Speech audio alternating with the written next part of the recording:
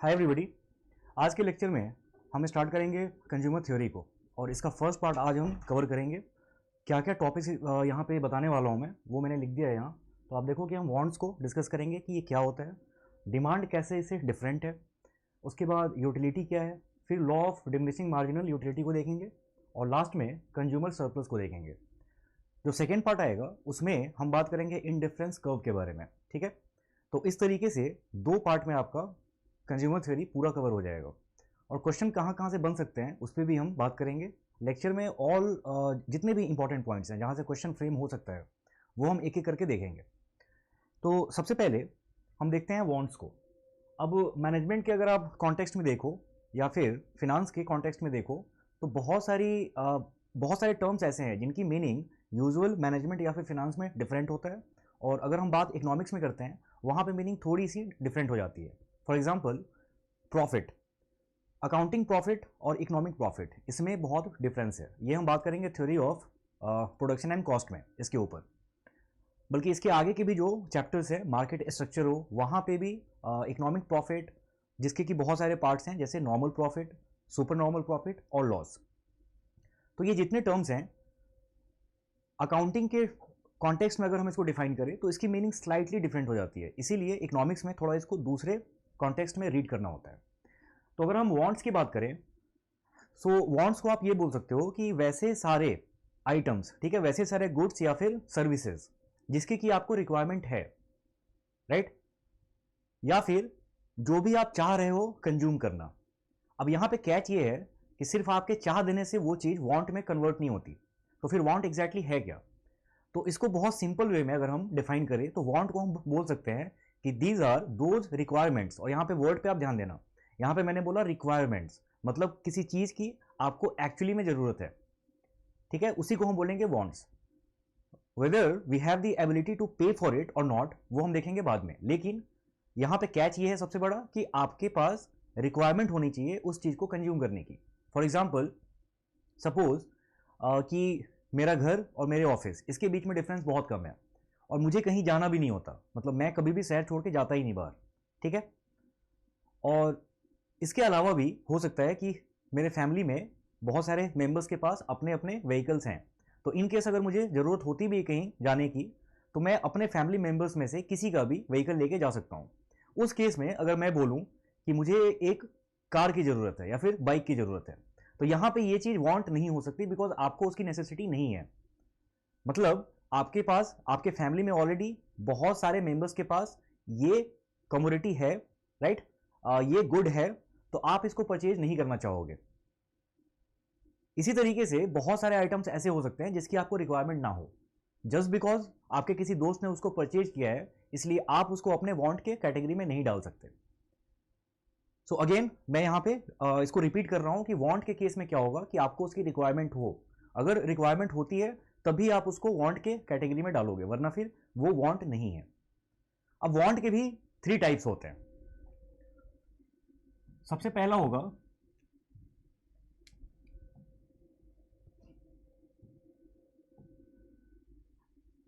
पहला होगा नेसेसिटीज या फिर नेसेसरीज। इसको ऐसे ही इकोनॉमिक्स में लिखते हैं, नेसेसरीज। दूसरा जिसको हम बोलेंगे कंफर्ट्स, और तीसरा लग्जरीज। अब ये तीनों में हम कैसे डिफरेंशिएट करें, इन तीनों को हम कैसे डिफाइन करें, तो मैं एग्जांपल्स के थ्रू समझाऊंगा सो दैट आपको समझ में आए। क्योंकि इसके बाद अगर इस पे कोई क्वेश्चन आता है तो भले ही वो कितने भी कॉम्प्लिकेटेड वर्ड्स में लिखा हो, अगर आपको इसकी बेसिक मीनिंग पता है तो आप वहां से इजीली उसको देख लोगे कि इसमें से कौन सा ऑप्शन सही होगा। तो नेसेसरीज या फिर नेसेसिटीज क्या है? वैसे आइटम्स जिसके बिना आप रह ना पाओ। अगर आपने मैनेजमेंट की मोटिवेशन थ्योरी रीड कर रखी हो, मोटिवेशन चैप्टर रैदर, तो उसमें आपने देखा होगा कि मैस्लो के थ्योरी में जो उन्होंने फर्स्ट नीड के बारे में बात की है, that is physiological needs.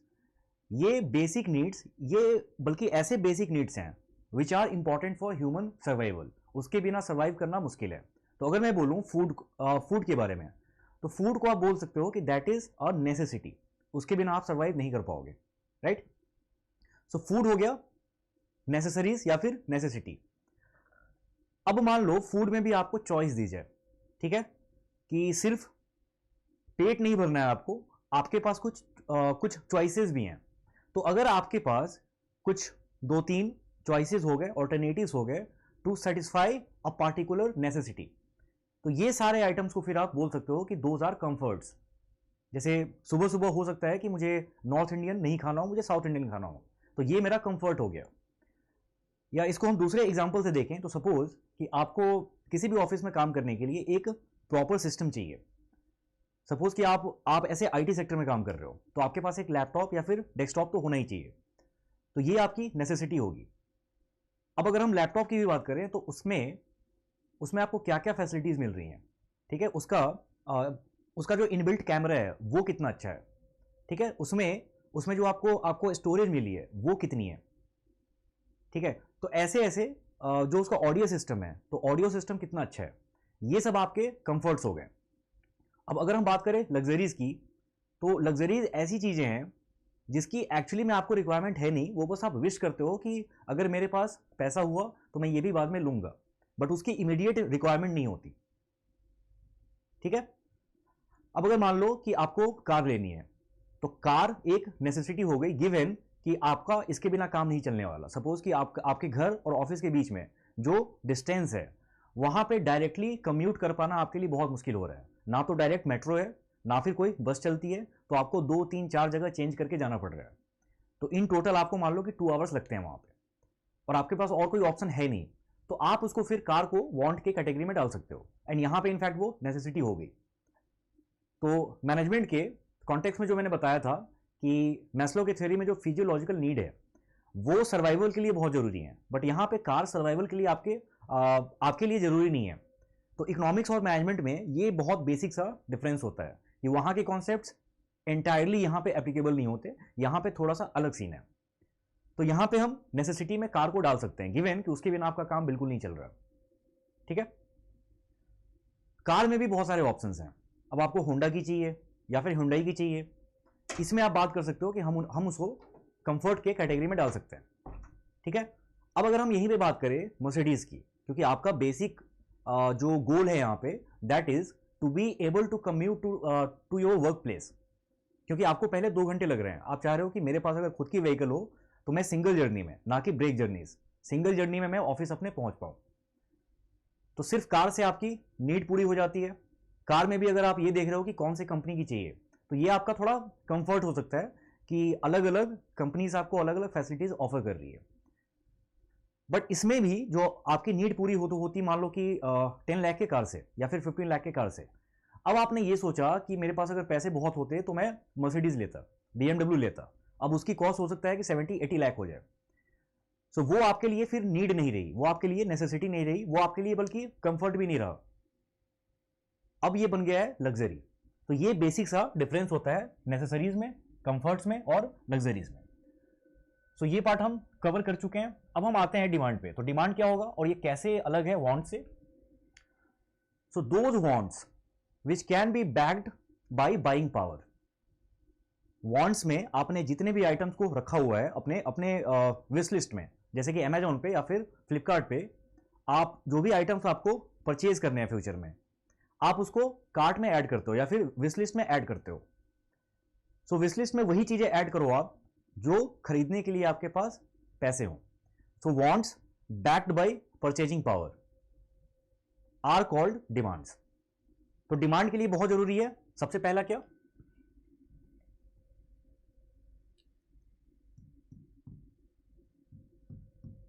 Demand के लिए जो 2 कंडीशंस हैं उसमें सबसे पहला क्या है, एक तो ये कि उसकी रिक्वायरमेंट होनी चाहिए,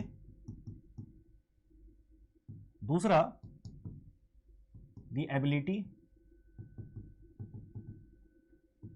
टू बाई। भले किसी चीज की रिक्वायरमेंट है, जैसे हमने पिछला वाला एग्जांपल लिया है कि आपको कार की रिक्वायरमेंट है क्योंकि जो आपको ऑफिस लोकेशन है, वर्क प्लेस है, that is very far from your home, right, and you have to do break journeys, तो आपको बहुत दिक्कत आ रही है उसमें, तो ये आपकी नेसेसिटी हो गई, ये आपके वांट के कैटेगरी में आ गया। बट जब तक आपके पास पैसे नहीं होते या फिर फंड्स रेज करने के जब तक आपके पास मीन्स नहीं होते, क्योंकि पता है आपको बहुत सारे लोग लोन पे भी कार लेते हैं, तो जो भी तरीका हो, आपके पास या तो पूरा कैश पड़ा हो या फिर आप लोन लेके फिर कार को ले रहे हो, बेसिक पॉइंट यहां पे ये है बस, you must have the ability to raise funds to satisfy that want या फिर to purchase that particular commodity, तभी हम उसको डिमांड बोलेंगे. So wants backed by the ability to purchase, उसको हम बोलेंगे डिमांड. तो ये हो गया यहां पे कवर. ये दोनों सॉरी ये दोनों कंडीशंस फुलफिल होने चाहिए, तभी हम उसको डिमांड बोलेंगे.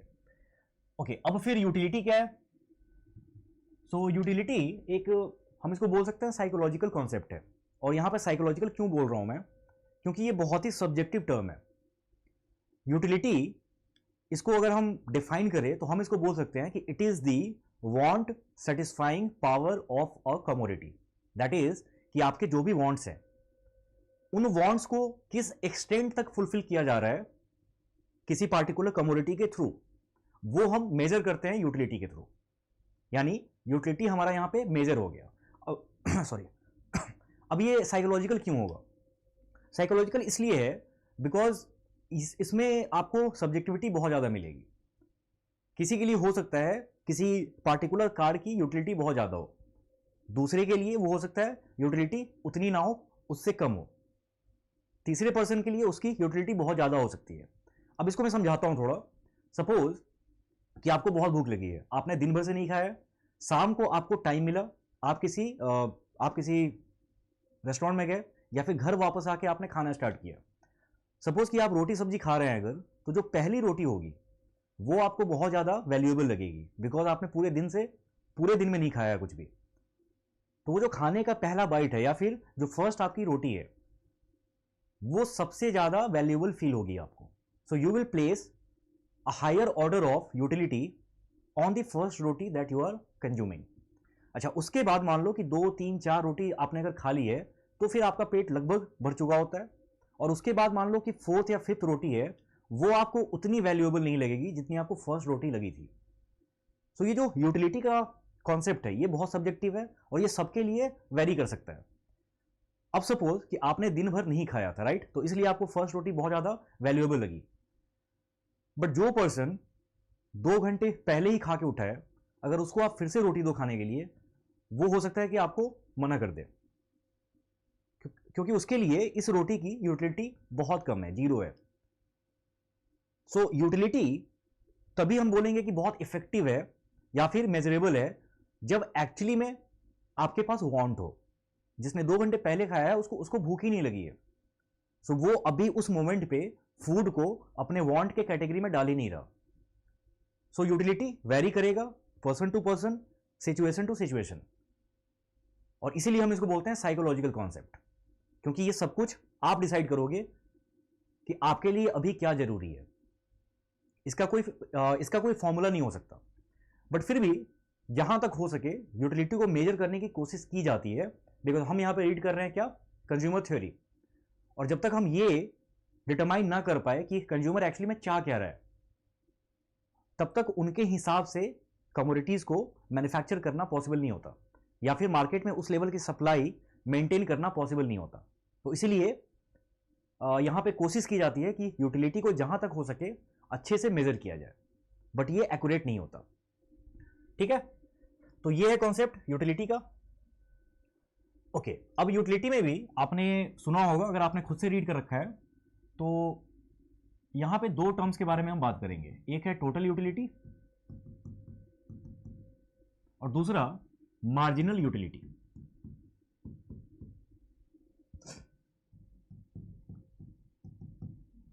अब आप यहां पे ध्यान देना थोड़ा, जो मैंने एग्जांपल दी थी रोटी की, तो सपोज कि आपने फर्स्ट रोटी कंज्यूम की, उसमें कुछ आपने यूटिलिटी डिराइव की होगी, आपका कुछ वांट, कुछ एक्सटेंट तक आपका वांट वहां से सेटिस्फाई हुआ. फिर आपने दूसरी रोटी ली, तीसरी ली, ऐसे ऐसे करके आपने जितना भी टोटल कंज्यूम किया, सपोज आपने वहां पे 5 रोटियां खाई हैं, तो 5 रोटी खाने के बाद जो आपका टोटल यूटिलिटी होगा उससे लाइक आपको हर रोटी की यूटिलिटी को सम अप करना है. जब आप इसको ऐड करोगे तो वो आपको देगा टोटल यूटिलिटी. इसको हम डिनोट करते हैं टीयू से. टीयू को हम लिख सकते हैं सिग्मा एम यू. ये क्या है मैं आपको बता रहा हूं थोड़ी देर में। सिग्मा एमयू ये है, इसको हम बोलते हैं मार्जिनल यूटिलिटी, और यहीं से हम डिफाइन करेंगे मार्जिनल यूटिलिटी को भी। तो आपने जो पहली रोटी खाई है उसकी यूटिलिटी, फिर प्लस दूसरे की यूटिलिटी, प्लस तीसरे की यूटिलिटी, ऐसे ऐसे करके आप हर एडिशनल यूनिट की यूटिलिटी को जब आप ऐड करोगे तब वो आपको देगा टोटल यूटिलिटी। तो इसको हम ऐसे भी लिख सकते हैं कि utility of first item plus utility of second item plus utility of third item. और यहीं से आपको समझ में आ रहा होगा कि the utility that we derive by consuming each additional unit that is called marginal utility. तो अगर हम हर यूनिट के मार्जिनल यूटिलिटी को ऐड कर दें that will give us the total utility. ठीक है, तो टोटल यूटिलिटी को मार्जिनल यूटिलिटी के कॉन्टेक्स्ट में अगर हम देखें तो उसको हम ऐसे एक्सप्रेस कर सकते हैं। लाइकवाइज अगर हमें मार्जिनल यूटिलिटी को अगर एक्सप्रेस करना है तो हम इसको ऐसे कर सकते हैं कि TU ऑफ n आइटम्स, ये है यहां पे n क्या है, n is the total number of items that we have consumed, minus TU n-1। अच्छा, n-1 यहां पे क्या है कि मान लो मुझे निकालना है कि जो मैंने थर्ड आइटम कंज्यूम किया है उसकी मार्जिनल यूटिलिटी क्या है। तो अगर मुझे ये निकालना है तो मैं यहां पे क्या करूंगा, TU टिल थर्ड यूनिट, मतलब total utility till the consumption of third unit. तो फर्स्ट का, सेकेंड का, थर्ड का, तीनों का जोड़ के जो होगा वो हम यहां पे लिखेंगे, और इसमें से माइनस करेंगे क्या, T, और n-1 का यहां पे मतलब क्या हो जाएगा, 3-1 दैट इज TU2। तो अगर मुझे ये पता है कि थर्ड यूनिट के कंज्यूम करने तक टोटल यूटिलिटी मैंने कितनी डिराइव की है, और मुझे ये भी पता है कि सेकेंड यूनिट के कंज्यूम करने तक मेरी टोटल यूटिलिटी कितनी थी, अगर मैं इन दोनों को माइनस करूंगा तो मुझे इजीली क्या मिल जाएगा, MU3, मतलब सिर्फ थर्ड यूनिट को कंज्यूम करने से मुझे कितनी यूटिलिटी मिली है। अच्छा, अब इसमें आप ध्यान देना, जो मैंने आपको एग्जांपल दिया था पहले और उसमें मैंने मेंशन भी किया था थोड़ा सा, कि जब आप बहुत भूखे हो, आपने दिन भर से नहीं खाया है, तो जो फर्स्ट रोटी है उसकी यूटिलिटी आपको हमेशा बहुत ज़्यादा लगेगी, वो फर्स्ट रोटी आपके लिए बहुत वैल्यूएबल होगा। तो यानी फर्स्ट रोटी की जो यूटिलिटी है वो आपकी मार्जिनल यूटिलिटी भी हो जाएगी और वो आपकी टोटल यूटिलिटी भी हो जाएगी। बल्कि यहां से क्वेश्चन फ्रेम भी हो सकता है फॉर द फर्स्ट यूनिट, और यही इकलौता यूनिट है जहां पे TU will be equal to MU। अब ये एक ऐसा यूनिट है फर्स्ट यूनिट जहां पे टोटल यूटिलिटी और मार्जिनल यूटिलिटी दोनों सेम होंगे, और रीजन आपको बहुत ही अच्छे से समझ में आएगा कि अगर हम बात करें TU की, जिसको हम लिख रहे हैं सिग्मा MU, तो T1 जो है उसको हम U1 ही लिखेंगे क्योंकि इसके आगे तो कुछ है ही नहीं। तो यहाँ पे मार्जिनल यूटिलिटी और टोटल यूटिलिटी ये दोनों सेम हो जाएंगे। अच्छा, फिर उसके बाद जब सेकेंड यूनिट आप कंज्यूम करोगे तो उसकी यूटिलिटी आपको, क्योंकि आपका पेट थोड़ा सा भर गया है, तो जो आप पहले बहुत ज़्यादा हंग्री थे, आपका कुछ एक्सटेंट तक हंगर सेटिस्फाई हो चुका है, तो जो दूसरे रोटी की यूटिलिटी है वो थोड़ी कम हो गई, मतलब marginal utility for the second unit now has decreased as compare to the marginal utility for the first unit. ये आपको याद रखना है। लाइकवाइज जब आप थर्ड यूनिट कंज्यूम करेंगे तो उसकी यूटिलिटी आपके लिए कम होगी as compare to the first unit and the second unit. तो यहां से हमने क्या सीखा कि marginal utility with the consumption of each additional unit keeps on decreasing। तो पहले यूनिट के लिए हमेशा मार्जिनल यूटिलिटी सबसे ज्यादा होगी, उसके बाद फिर क्या है कि वो डिक्रीज होने लगता है। आपको बस फोकस यहां पे करना है कि वो उसका जो ट्रेंड होगा दैट विल बी डिक्रीजिंग। अब अगर हम इसको ग्राफ पे मान लो प्लॉट करें, ठीक है, तो मार्जिनल यूटिलिटी को हम ऐसे डिनोट कर सकते हैं,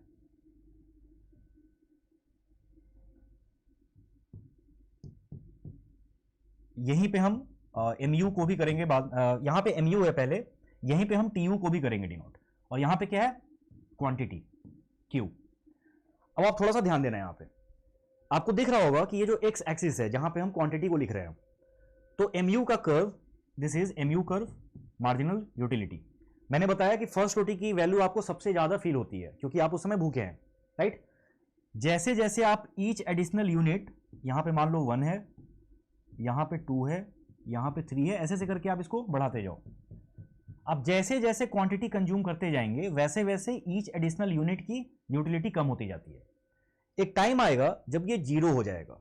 अब इसको आप थोड़ा समझ के देखो। ऐसे मान लो कि आप हमेशा 5 रोटी ही खाते हैं। अब क्योंकि आपने दिन भर से नहीं खाया तो हो सकता है आपको बहुत ज़्यादा भूख लगी हो और आप 6 रोटी खा सकते हैं। 6 रोटी में आपका पेट भर जाएगा, ठीक है। एक टाइम के बाद हर चीज के कंजम्पशन को स्टॉप कर देना होता है, क्योंकि आप अनलिमिटेड क्वांटिटी में कुछ भी कंज्यूम नहीं कर सकते। जैसे अगर आपको मान लो बोला जाए कुछ लेक्चर्स देखने को, बिकॉज ये आपके एग्जाम के लिए बहुत रेलेवेंट है और बहुत यूजफुल है, तो आप लेक्चर्स देखोगे। लेकिन ऐसा नहीं हो सकता कि आप 25, 30, 50 लेक्चर्स एक साथ देख लो, आपको ब्रेक भी चाहिए होता है। तो एक टाइम पे आपको हर चीज की कंजम्पशन स्टॉप कर देनी होती है। अब वो पॉइंट जहां पे आपका पेट पूरा भर चुका है, अब आप बिल्कुल कुछ खा ही नहीं सकते। जो आप पहले 5 रोटी खाते थे अब 6 रोटी खा ले रहे हो आप, क्योंकि आपको भूख बहुत ज्यादा लगी थी, आपने दिन में भी कुछ नहीं खाया था।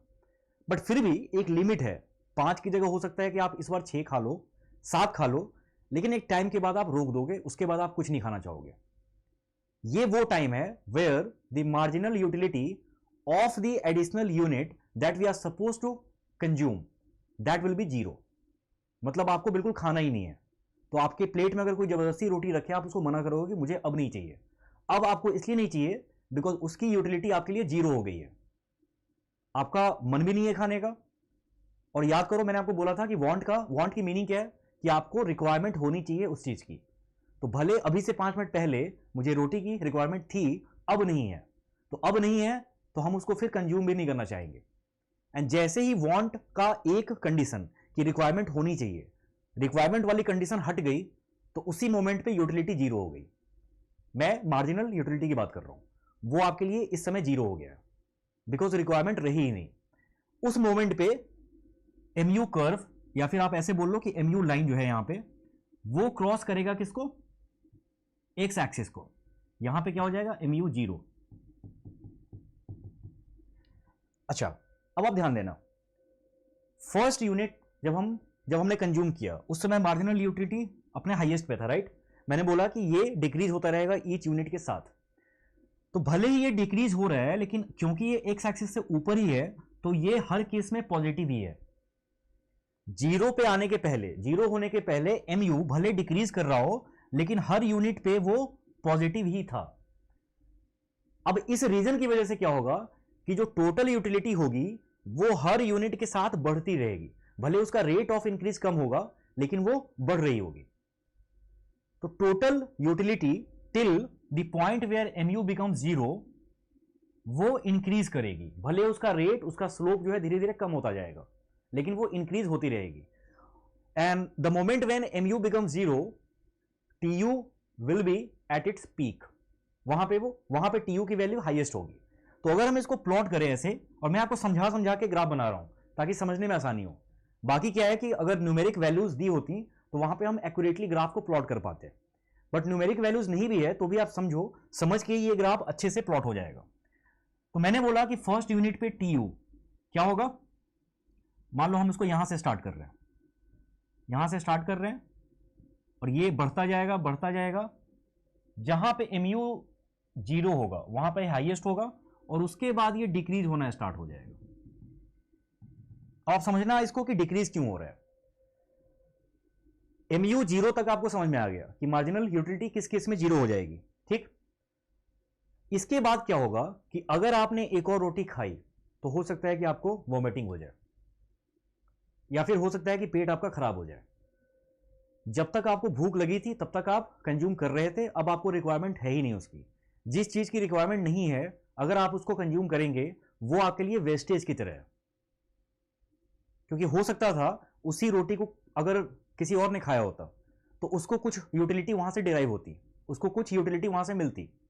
तो आपने किसी और के कंजम्पशन को वेस्ट किया है खुद कंज्यूम करके, और हो सकता है कि आपको खुद भी उसका नुकसान हो। तो इसलिए इस मोमेंट पे जैसे ही एमयू 0 होगा उसके बाद अगर हम कोई यूनिट कंज्यूम करते हैं उसकी मार्जिनल यूटिलिटी माइनस हो जाएगी, और जैसे ही MU of the next item becomes minus तो आपका टोटल यूटिलिटी फिर क्या होगा, डिक्रीज होने लगता है, क्योंकि अब उसमें माइनस वाला पार्ट ऐड हो रहा है। तो माइनस जितने आइटम्स माइनस में, मतलब जितने यूटिलिटीज माइनस में ऐड होते रहेंगे टोटल यूटिलिटी में, तो जो ग्रॉस फिगर है टोटल यूटिलिटी का, वो धीरे धीरे डिक्रीज होना स्टार्ट हो जाएगा। दैट्स वाई यहां पे MU 0 है, उसके जस्ट बाद ये डिक्रीज होना स्टार्ट हो गया। ये पार्ट समझ में आ गया। अब ये जो प्रॉपर्टी है इसी को हम बोलते हैं law of diminishing marginal utility, मतलब marginal utility each additional item के साथ डिक्रीज हो रहा है। ठीक है, यही चीज आपको समझनी थी। अच्छा, अब इसमें एक चीज रह गई है जिसको हम बोलते हैं कंज्यूमर सरप्लस, तो इसको हम नेक्स्ट लेक्चर में देख लेंगे शुरू में ही। बट आई होप कि इतना पार्ट आपको समझ में आया है। ये मैंने बोल के एक्सप्लेन नहीं किया है, लेकिन ये जो चार्ट में पूरी प्रॉपर्टी मैंने एक्सप्लेन की, इसी को हम बोलते हैं law of diminishing marginal utility. तो नेक्स्ट लेक्चर में हम स्टार्ट करेंगे कंज्यूमर सरप्लस से, और उसके बाद फिर हम पढ़ेंगे इनडिफरेंस कर्व के बारे में। वो बहुत इंपॉर्टेंट टॉपिक है, बल्कि वहां से क्वेश्चन आने के चांसेस ज्यादा है इस चैप्टर से। राइट, तो मिलते हैं नेक्स्ट चैप्टर में। थैंक्स।